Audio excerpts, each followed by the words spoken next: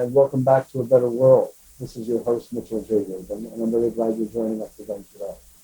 Today, we are going to be speaking about something that's very important to us right at this time of the national election. It's important any time, but it's particularly important now. We have the author of this book, Why Some Politicians Are More Dangerous Than Others, Dr. James Gilligan. Jim Gilligan is a professor at NYU, both in the School of Psychiatry, of Medicine, and Law, and actually at the college itself. And prior to that, he taught at Harvard Medical School for some 35 years. He's done an extraordinary amount of study and analysis of the subject of violence and what are the causes of violence and what to do about it. He's actually internationally renowned for it, having been called to Tony Blair's to work with him in London or his staff on the subjects and causes of violence, even the Vatican. So Dr. Gilligan has been everywhere looking at this subject and has come across, virtually stumbled across, some data that correlate, unbeknownst to him for some 20 plus years, between violence rates, epidemic violence rates, and who was in the White House. So this is something you don't want to miss. You really want to get it from the man himself who's done this research and learn about this really rather frightening trend before you get yourself into that really fun. So, Jim, so glad to have you. Well, thank you, Michelle, for inviting me. Absolutely. I wanted to have you on because I was utterly stunned at the findings that you came up with here. So was I. Yeah, right. Tell us the story, if you would. Yeah, well, as Mitchell said, I'm a psychiatrist. I specialized in the study of violence, the causes and prevention of violence, looked at as a problem in public health and preventive medicine. I mean, violent deaths are a major cause, in fact, the major cause of premature death in the United States, way ahead of heart disease and cancer. I mean, it's the most important cause of death of young people. What is the differential, actually, since you brought that up, between those other leading causes of death and if you put violence? Heart disease and cancer together, the number of years of life that are lost before the age of 65 or 70 are less than the number of years of life lost due to violence, because violence mostly affects the young, and cancer and heart disease mostly affect people who are already reaching kind of the end of the natural lifespan, or the current natural. So, the importance of studying violence is very, very obvious to us. Yeah. And then how did you correlate it? How did that happen? Well, here's what happened. For 20 or 30 years, I'd been studying what they call the epidemiology of violence. That is the increases and decreases in the frequency of violent death. There are two major forms of violent death that I've been studying. Homicide, which is usually all that people think of when they think of violent death, but also suicide, which is simply another form of violent death. It's an unnatural death, premature, etc. So, and what's also one thing that amazed me was these two forms of violent death parallel each other. They go up and down together. We always have more suicides than homicides, but they go up and down together. Second thing that I was amazed by, over the last 110 years, since 1900, when the US first started measuring the rates of death by cause, we have seen huge increases and decreases in the suicide and homicide rates. It's like mountain peaks and valleys. And neither I nor anybody else studying these data have been able to explain it. Why these massive increases and decreases? One day I had my Archimedes moment, eureka, in which it suddenly occurred to me, these rates correspond to the presidential election cycle. I mean, these trends, these ups and downs. When a Republican gets elected, the rates of violent death, both forms, homicide and suicide, go up. When Democrats get elected, they go down. What I found was that it was only when Republicans came into power that they reached epidemic levels, that is well above the median and the mean for the century as a whole. Only when Democrats got elected would they come down again to below epidemic levels, without exception. Now, my first thought with this is absurd. It can't be this simple. This is crazy, you know. And I wasn't, look, I'm not a politician. I'm not a political scientist. And this is not what I was looking for. It just struck me. Also, it's not my data. That's how they say it happens, though, Jim. Yeah. You're stumbling, you're walking down the block, and eureka. That's it. And these data were collected by Bohr and the rest of them. That's right. No, that's how it happens. The data were collected by nonpartisan civil servants working under the presidents of both parties since 1900. These are statisticians and epidemiologists. They're not politicians. So, in other words, the data are not partisan, and the data speak for themselves. I mean, they're irrefutable. These are essentially national. These are national data. Statistics. The statistics, the death rates in the United States by cause, from homicide and from suicide, per 100,000 population per year, been measured for the last 110 and more years. And they are stunning. And now the question is, what do they mean, though? Because correlations alone don't prove causation. Exactly. And I was going to say there might be a number of other interesting or even not interesting correlations that follow and track the same kind of curve. So the question is, what could be the causal mechanism? The sale of toasters, for instance. Exactly. No, I mean, I'm perfectly aware there are all kinds of absurd, correlations that have nothing to do with reality. When the National Football League wins the Super Bowl, the stock market goes up, and when the American League wins, it goes down, and so on. I mean, these kind of meaningless. Beating there, though. Yeah, you're right. Maybe somebody could come up with a reason for it, but I can't. Sure. And I thought, maybe this is that absurd. However, when I looked into it, I discovered two things that were extremely interesting. One is that independently of political party, it has been shown in dozens of studies throughout the United States and around the world that when the rate and duration of unemployment go up, when recessions and depressions occur, and when economic and social inequality increase, the rates of both homicide and suicide also go up. So that would be a common sense correlation. Yeah. That anyone would surmise. Exactly, and that you can understand. I mean, think of that great play by Arthur Miller, one of the greatest plays in the history of American theater, Death of a Salesman. That is a play about how Willie Loman, the hero of the play, really gets humiliated to death by being fired from his job that he's had all his life, which is the basis of his sense of identity and self-esteem and adequacy as a man and so forth. And he just collapses under this and finally kills himself. I have worked with individuals, real people, not imaginary, in a theater, who've done exactly the same thing, who've committed a suicide or a homicide or both. Some killed their whole families. Obviously, the people who killed themselves at the time, I didn't see, but I certainly knew about. And what I'm saying is this happens on an epidemic scale when we have an epidemic of unemployment. Now, of course, it's true that most people who are unemployed don't become so desperate as to engage in lethal, violence. But if you had, even if it's only 1 out of 1,000 people who become unemployed, who become that desperate, when we have an increase like of 10 million unemployed people, that's the equivalent. 1 of 1,000 is like 10,000 individuals who are committing suicide and homicide in any given year. Sure.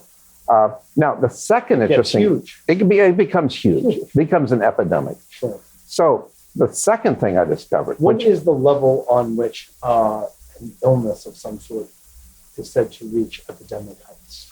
Well, I use this definition, that when a cause of death increases above the average, called the mean, or the midpoint, the 50th percentile point, called the median, when it increases to statistically significant levels above that, we're in an epidemic range. And when it's statistically significantly below the average, we're in a sub-epidemic or endemic range, which is like about the lowest you can expect in a given society for a given cause of death. And this data is very clear on that.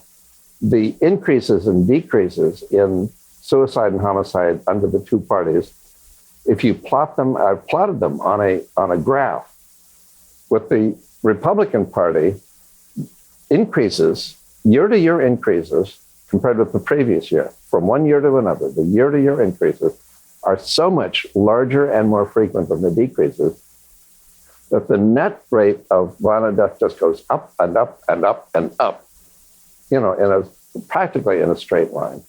And the decreases under Democrats are so more frequent than the increases, they go down in a straight line to almost exactly equal degrees. This is where we will show your charts to the audience. So what I concluded was, I'm saying this as kind of an analogy, not a literal fact. These rates of lethal violence compared in relation to the political parties are like Newton's laws of motion. You remember how he said, for every action, there's an equal and opposite reaction. You can say for every Democratic action, there's an equal and opposite Republican reaction. I mean, the two are going to an equal degree. Finally, political science. That's right. Finally, political science. I mean, people have been... It's a scary and daunting fact. Yeah. What this also, needless to say, suggestion is that there is this correlation about employment and unemployment. I think they should be emphasizing employment instead of unemployment, but that's my thing. But nonetheless, from a psychological point of view. Sure. But nonetheless, what it suggests is that the economies during democratic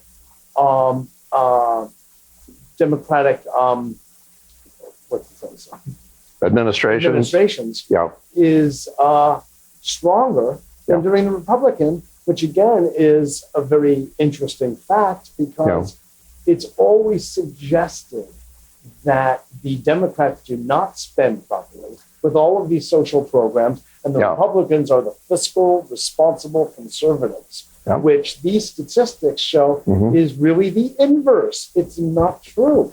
See, but what is true? Well, that's what amazed me, because I was taken in by these stereotypes that the Republican Party is the party of prosperity and economic growth, and the Democrats, you'd have depressions and stuff. Well, it's trickled down. What I discovered was the opposite. What I discovered was, throughout the 20th century, since 1900, both the rate and the duration of unemployment have been higher at the end of every Republican administration than they were at the beginning. And they've been lower at the end of every Democratic administration than they were at the beginning. In other words, without a single exception, unemployment has increased under Republicans and decreased under Democrats in terms of both the rate and the duration. Now, I'm defining administrations by party, so that, for example, Harding, Coolidge, and Hoover, that's one Republican administration. But, looking at it by party, that's what you find without a single exception throughout the 20th century. And there was one exception, was there not, in the Eisenhower administration, I seem to recall from your book, and during the Carter administration. Well, no, they were exceptions to another rule. Would be considered a flaming Democrat. Well, that's right. But actually, they were an exception to something else. They were an exception to the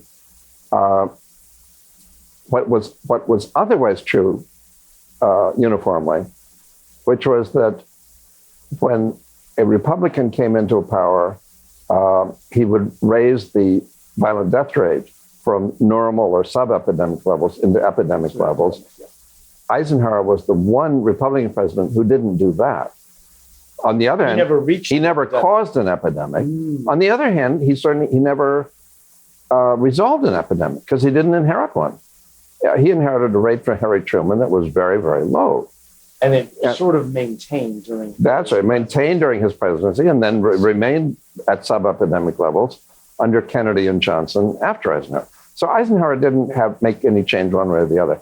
Carter was the one Democratic exception in that to this rule, he inherited an epidemic of lethal violence from Nixon and Ford, but he didn't drop it down below epidemic levels. And then it simply remained at epidemic levels under Reagan and Bush Sr. following Carter. So again, he was the exception to that. But there is... And then it dropped again. And then it dropped downward. Oh, once Clinton got into power, it was amazing. Once Clinton got into power, the rates of both suicide and homicide decreased year after year after year after year. And then that dramatic decline abruptly stopped once Bush Jr. got elected, and it started easing up again. And during the first 2 years... Did it hit epidemic? Oh, no, it didn't get up to epidemic levels, but it was trending toward that. Mm-hmm. And then he got, then the Republicans got replaced by Obama, and the violent death rate started going down again at exactly the rate it had been going up under Bush Jr. Mm. So again, it's like equal and opposite. Sub-epidemic. So now it's sub-epidemic, and it's lower than it was when Bush Jr. left office. So think before you pull the lever. Yeah. So my thought about this is, everybody's been talking about the necessity for evidence-based medicine, which I'm totally in favor of. Sure. But I'm saying we also need evidence-based politics. And this is empirical data that is relevant to the political choices people make as to who they'll vote for president. Well, it really does bring something dignified to an otherwise very undignified domain at this point. Yeah. And it really begins to give some credibility to the word science and the phrase political science. I was playing before, but not completely. Right now there's very little scientific about the world of politics. Yeah. And the only one I know that sought to change that was a third-party candidate who was a professor at Harvard in physics, who ran for the Natural Law Party, Dr. John Hagelin, an award-winning physicist, who said, let's actually be scientific about this. Yeah. And let's actually measure the coherence of the brains of the people who are running for office to see if they're actually intellectually capable of the office. Yeah. But anyway. Well, I have a little simpler range of empirical data, but I think it is important and relevant to the race because the way we run election campaigns is often like a beauty contest or a horse race between two individual personalities. And I want to say, it's not the individual personalities, like in this race, Obama versus Romney, that's important. It's the party. It's like what my father used to say, and I didn't like it when he did. He said, when you're choosing a mate, somebody to get married to, you're not marrying an individual, you're marrying a family. I'm saying when you vote for president, you're not voting for an individual, you're voting for a party. And it's the party that, since at least during the time period I've studied, since 1900, that's more than a century. Yes. I have data on at least 110 years now.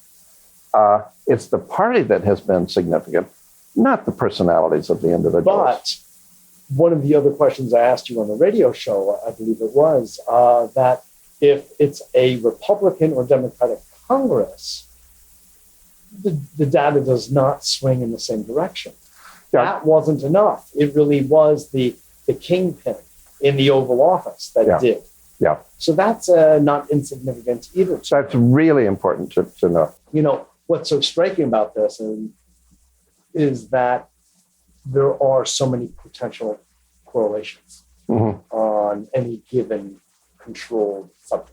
Sure. As you so well know as a statistician, scientist, doctor, etc. And as you stumbled upon this, you weren't even looking at it, and you analyzed it to try to, in a sense, disprove the value and significance of the correlation. Yeah. Because you weren't even seeking it. It wasn't like you had a vested interest in the outcome.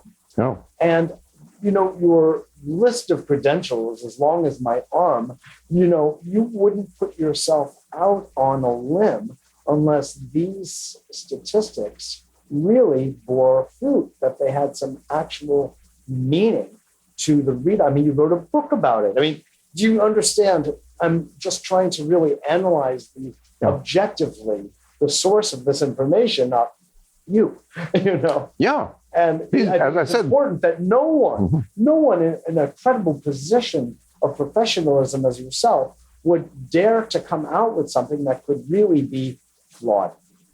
Absolutely. If you don't mind my saying I've bent over backwards to try to disprove these correlations and the data. And as I said, these aren't my data. These are facts that were collected by civil servants. To test the hypothesis, Jim, of irrelevant, like toasters or sales or something. You know, you tested the potential irrelevance of the data. That's right. Now, I've really bent over backwards to slice and dice the data in every possible way to see if there was some way to disprove it. I studied smaller time periods within this, more than a century and so forth. And it kept coming out the same way. Lethal violence rates went up under Republicans, down under Democrats, as did the other, factors we've studied. So but also, I mean, we then have to see that the violence is really rates are following employment or unemployment rates. That's right. And that suggests the opposite of what is in the public mind. That's right. Which is that Republicans are good for the economy and Democrats are less good or bad. It's a total 100% inverse of that assumption. That was what amazed me, because I had heard these stereotypes. Weren't you raised Republican? I was raised Republican. My father was a Republican. As a child, I debated supporting Republican candidates in school. I wasn't looking for this. And it was totally by accident that I discovered it. And the stereotypes I'd been taught all my life were Republicans were the party of economic growth and Democrats might bring about greater equality, but that was at the price of growth. I discovered the opposite was true, that at least with respect to growth.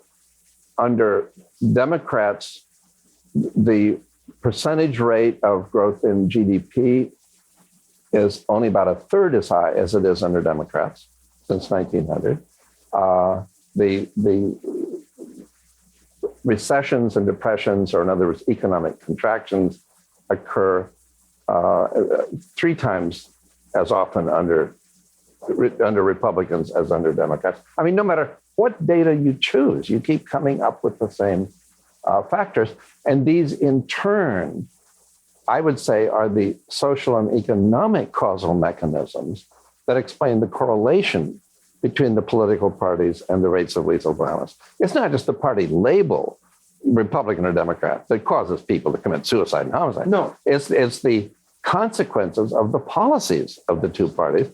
When Republicans come in, the unemployment rate goes up and people are left in a state of despair and humiliation, feelings of failure, feelings of inadequacy, often self-blame. Mm-hmm. But in any case, feelings that the earth has fallen out from under their feet. Yes. And, a small but significant percentage of them will go on to suicide and or homicide. And that's what the data show. So strong. That makes my resolve even greater about the importance of third-party candidates in every race. And God bless Larry King, who had all the major third-party candidates on C-SPAN recently through freeandequal.org.